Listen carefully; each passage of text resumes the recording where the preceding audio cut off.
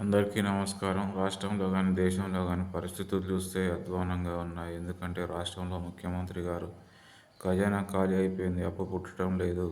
ఎవరు నమ్మడం లేదు. ఢిల్లీలో అపాయింట్మెంట్ ఇవ్వడం లేదని చెప్పుకుంటున్నారు. ఇప్పుడు గ్రామ పంచాయతీ ఎలక్షన్లో అందరూ పోటీ చేస్తూ ఉన్నారు. లక్షలు లక్షలు కోట్లు కోట్లు ఖర్చు పెట్టి అప్పులు చేసి మరి ఆస్తులు అమ్ముకొని నగలు అమ్ముకొని పోటీ చేస్తూ ఉన్నారు. ఒకటి ఆలోచించండి. ఖజానా ఖాళీ అయిందనడం మీ గ్రామ పంచాయతీకి నిధులు ఎలా వస్తాయి, ఎక్కడి నుంచి వస్తాయి? ఎమ్మెల్యేలకే ₹1 ఇవ్వడం లేదు. ఆలోచించి అడిగేసి ముందుకు వేసి ఆలోచించి పోటీ చేయండి. ఆస్తులు అమ్ముకొని తొందరపడి పోటీ చేసి గెలిచినాక ఆత్మహత్యలు మాత్రం చేసుకోకండి. దయచేసి మీకు ఒకటే విన్నవిస్తూ ఉన్నాను. అదేవిధంగా దేశంలో చూస్తే మోడీ ప్రభుత్వం చూస్తే మొత్తం నిరుద్యోగం విలయంతాండం చేస్తూ ఉంది. 480 దేశాలు తిరిగిన ప్రధానమంత్రి మాత్రం ఒక్క కంట్రీ నుంచి ఒక పెట్టుబడి తీసుకొచ్చిన పాపన పోలేదు. ఎందుకంటే అతను మాత్రం ఎంతసేపు ఉన్న రాజభోగంలాగా సుఖం అనుభవిస్తూ ఉన్నాడు. ఒక ప్రెస్ మీట్ పెట్టింది లేదు. ఎలక్షన్లు వస్తాయి. బీహార్ ఎలక్షన్లో 7,000 ఒక్కొక్కరి అకౌంట్లో వేసి ఓట్లు దండుకున్న అధికారం హస్తగతం చేసుకున్నాడు. ఒక మైండ్ గేమ్తో ఆడుతూ ఉన్నారు. హెడ్ మా ఉన్నాడు, అందరికీ ఆదివాసులకు న్యాయం చేస్తూ ఉన్నాడు. అతన్ని కాల్చి చంపారు. అతను ఏ విధంగా ఫ్యూచర్లో రాజకీయ నాయకుడు అవుతాడు, మాకు బీజేపీకి అడ్డుగోడలా ఏర్పడతాడని చెప్పి అతను కథం పెట్టేసారు. ఒక పేదవాడికి ఎంత విలువ ఉన్నా అతన్ని మాత్రం చంపేసారు. ఇలా మోడీ చేసిన మోడీ చేసినటువంటి అభివృద్ధి కార్యక్రమాలు మాత్రం శూన్యం. తూతూ మాత్రంగా హిమాచల్ ప్రదేశ్కు సిక్కింకి ఒక రైల్వే లైన్ వేసింది అంతే తప్ప ఏమీ లేదు. ఆయన వేసింది ఎంతసేపు ఉన్న మత ఘర్షణలు తప్ప ముస్లింల మత ఘర్షణలు పెట్టి బీజేపీ వాళ్ళు కాలాన్ని కప్పిపుచ్చుకుంటా సమయం వృధా చేస్తారు. ఒక్క పెట్టుబడి తీసుకురాలేదు, ఒక్క ఉద్యోగం లేదు, విద్య వైద్యం ఫ్రీగా లేదు. ఒక కార్పొరేటర్లో లక్షలు లక్షలు దండుకుంటారు. ఒక సామాన్య మానవుడు హాస్పిటల్కి పోవాలంటే భయాందోళన గురి కావాల్సి వస్తుంది. టెస్టులని ఆ టెస్ట్ ఈ టెస్ట్ అని టెస్టులకి 30,000 40,000 దోసుకుంటా ఉన్నారు. కార్పొరేట్ వైద్యానికి అడ్డుకట్ట వేయడం లేదు. ప్రభుత్వం అసలైన కార్యక్రమాలు చేయడం లేదు. నామమాత్రంగా రాష్ట్రంలో చూస్తూనే రేవంత్ రెడ్డి మాకు అసలు నిధులు లేవు అని చెప్పుకుంటున్నాడు. ఒక ముఖ్యమంత్రి ఉండి నిధులు లేవని చెప్పుకోవడానికి కొంచెమైనా వివేకంతో మాట్లాడుతూ ఉన్నాడు. ఆయన తెలివితో రాష్ట్రాన్ని ₹3 ఉన్నది ₹6 చేయాలి, ₹6 ఉన్నది ₹12 చేయాలి. కానీ నిధులు లేవని చేతులు చెప్పుకొని కూర్చుంటే కాలం వృధా అవుతుంది తప్ప దానికి పరిష్కారం కాదు. పెట్టుబడులు తీసుకురావాలి. పెట్టుబడులు తీసుకొచ్చి యువతకు ఉద్యోగ అవకాశాలు కల్పించాలి. రాష్ట్ర ఆదాయాన్ని 3 పెంచాలి. అప్పుడే రాష్ట్రం బాగుపడుతుంది తప్ప నా నుంచి కావడం లేదంటే రాజీనామా చేసి వెళ్ళిపోవాల్సిందే. అంతకన్నా తప్ప ఏం లేదు.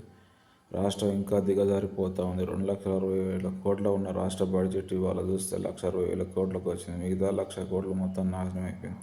ఒక కంపెనీ పెట్టుబడి వస్తే మాత్రం దాని మంత్రులు నాకెంత ఇస్తావు నీకెంత ఇస్తావు అని మంత్రులే కొట్లాడుకున్న పరిస్థితి దీనంగా ఉంది.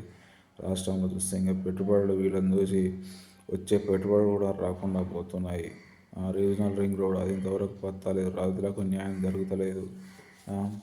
రియల్ ఎస్టేట్ వాళ్ళు తమ రోడ్లు భూములు ఎలా పోతాయనో రైతుల పొలాలను పెంచాలని అక్కడ వాళ్ళకు ఎంతసేపు ఉన్న వాళ్ళకి లంచాలు ఇచ్చి రీజనల్ రింగ్ రోడ్డు మారుస్తూ ఉన్నారు.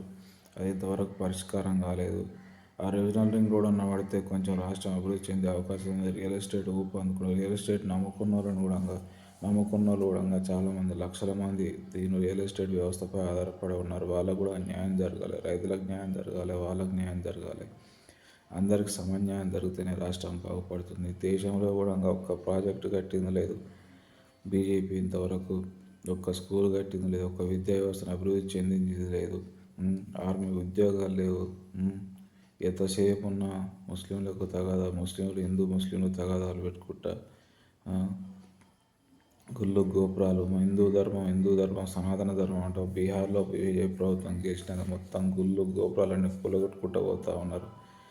బీజేపీలో జూబ్లీస్లో ఒక పెద్దమ్మ గుడి చిన్నది కూలగొడుతున్న పెద్ద ధర్నా చేశారు. మరి బీజేపీ అధికారంలో ఉన్న బీహార్లో బీజేపీ వాళ్ళు ఏం చేశారు? ఎందుకు మీరు ధర్నాలు చేయడం లేదు? ఎందుకు కూలగొడుతున్నారు? మీరే కదా హిందువులకు సనాతన ధర్మం అని ఉన్న రోడ్ల పక్కన ఉన్న విగ్రహాలన్నీ కూలగొడుతూ ఉన్నారు. మంది మొత్తుకుంటూనే ఉన్నారు. వాళ్ళు ఎంత ఆపినా కూడా కావడం లేదు. మందిని గుంజి పోలీసు వాళ్ళు పెట్టి కొట్టించి గుళ్ళని కూలగొట్టుకుంటా పోతా ఉన్నారు. హిందువులు ఎందుకు గుళ్ళని ఎందుకు కూలగొడతా ఉన్నారు? మరి దీనికి మీరు ఏం సమాధానం చెప్తారు? నేను ఒకటే చెప్తా ఉన్నాను. యువత ముందుకు రావాలి. యువత కదిలితేనే సమాజం మారుతుంది. యువతలో మార్పు రావాలి. చదువుకునే విధానంలో మార్పు రావాలి. ఎందుకంటే ఈ చేతగాని ముఖ్యమంత్రి, చేతగాని ప్రధానమంత్రి ఉన్న రోజులు సమాజం మొత్తం ఇలాగే ఉంటుంది. సమాజం మొత్తం భ్రష్టు పెట్టిపోతుంది. చూడండి, 11 సంవత్సరాల బీజేపీ పాలన ఒక్కరికైనా ఒక ఉద్యోగం వచ్చిందా? ఒక ఆర్మీ రిక్రూట్మెంట్ జరిగిందా? ఒక రైల్వే రిక్రూట్మెంట్ జరిగిందా? ఒక నావీ రిక్రూట్మెంట్ జరిగిందా? ఒక్క బ్యాంకింగ్ రిక్రూట్మెంట్ జరిగిందా? ఇంకా బ్యాంకింగ్ రిక్రూట్మెంట్ మొత్తం ఆపేసిర్రు. బ్యాంకింగ్ వ్యవస్థనే మొత్తం అనుసంధానం చేసుకుంటారు. రిలయన్స్కి అప్పచెప్పే ఆలోచనలో ఉన్నది బీజేపీ గవర్నమెంట్. ఎందుకంటే బ్యాంకింగ్ మొత్తం వ్యవస్థ నష్టాలలో ఉందని చెప్పి చూపుతా ఉన్నారు. ఎందుకంటే గుజరాత్లోనే 28 మంది మొత్తం బ్యాంకులో ఉన్న డబ్బంతా ఖాళీ చేశారు. దొంగలు లోన్లు తీసుకొని అప్పులు ఎగ్గొట్టి బయట దేశాలకు పారిపోయారు. ఆ వ్యవస్థ మొత్తం అలాగే ఆగిపోయింది. వాళ్ళ డబ్బు రికవర్ చేసి బ్యాంకులను మొత్తం బలోపేతం చేస్తేనే ఆర్థిక వ్యవస్థ బాగుపడుతుంది. ఇవాళ ఆయనకి ఏం లేదు, మోదీకి ఎంతసేపు ఉన్న అంబానీ అదాన్ని బలిపీయడం. ఇద్దరిని బలిపిస్తేనే దేశం అభివృద్ధి అవుతుందా? మిగతా జనాలు ఎక్కడ పోవాలి? వాళ్ళ సంక్షేమం ఏంటి? వాళ్ళకు ఉద్యోగాలు ఏంటి అనేది ఆలోచన మాత్రం ఏమాత్రం ఇంచుకైనా కూడా లేదు ప్రధానికి. నేను ఒకటే హెచ్చరిస్తూ ఉన్నాను. విద్యా వ్యవస్థ ఫ్రీగా ఇవ్వాలి. వైద్య విధానంలో మార్పు రావాలి. పేదవాడికి ఎప్పుడైతే విద్య కానీ ఉద్యోగ అవకాశాలు 3 అందుతాయో అప్పుడే దేశం అభివృద్ధి చెందుతుంది. మొట్టమొదలు దేశానికి పెట్టుబడులు తీసుకురావాలి. రూపాయి విలువ మొత్తం తగ్గిపోయింది. మరి దారుణంగా పడిపోయింది. ఫ్యూచర్లో రూపాయికి విలువ లేకుండా పోతుంది. మన ఇండియా కరెన్సీ అంటే ఎవడో దేగకుండా అయిపోయిండు. అందుకనే పెట్టుబడులు తీసుకురావాలి, బలోపేతం చేయాలి, రైతులను ఆదుకోవాలి. రైతులను ఆదుకుంటేనే దేశం అభివృద్ధి చెందుతుంది. నేను ఒకటే చెప్తా ఉన్నాను. ఈ రాజకీయాలను చేతగాని దద్దమ్మలను గెలిపించుకొని మన దేశం అభివృద్ధికి వినాశనం అవుతుంది. భ్రష్టు పట్టిపోతుంది వ్యవస్థ. కాబట్టి దేశం మొత్తం ఇంకా దిగజారిపోతుంది. దేశం మొత్తం ఎంతసేపు ఉన్న అభివృద్ధి జరగడం లేదు. చిన్న చిన్న ఆఫ్రికా, యూరోప్లో చూడండి, చిన్న చిన్న దేశాలు ఎంతో అభివృద్ధి చెందాయి.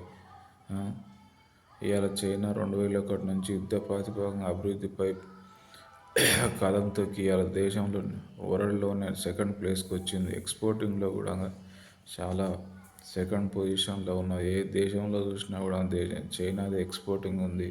మనకెందుకు లేదు? మన ఇండియా ఎందుకు చేయడం లేదు? జనాభా పరంగా చూస్తే హైయెస్ట్ ప్లేస్లో మనమే ఉన్నాం. అభివృద్ధి పరంగా చూస్తే లోయెస్ట్ ప్లేస్లో ఉన్నాము. దీనికి అంత కారణం ఎవరు? బీజేపీ నిరంకుశ పరిపాలనే కదా. రాష్ట్రంలో వస్తే కాంగ్రెస్ మార్పు అన్నది అసలు మార్పు ఇప్పుడు అవపడుతుంది. ఏం మార్చలేకపోతున్నారు. వాళ్ళే మారిపోతున్నారు. ఎంతసేపు ఉన్నా కాంగ్రెస్ వాళ్ళు మేము ఎంత సంపాదించుకోవాలి, మా పిల్లలకి ఏం సంపాదించుకోవాలి, ఎవడొస్తే దోసుకోవాలనేది తప్ప ఏమీ లేదు. వాళ్ళ అభివృద్ధి ఇంచుకైనా కూడా పడతలేదు. నేను ఒకటే కోరుతా ఉన్నా, మనలో మార్పు రావాలి. యువత విద్యలో మార్పు రావాలి. అభివృద్ధి చెందాలంటే మన ఓటేసే విధానంలో మార్పు రావాలి. Thank you.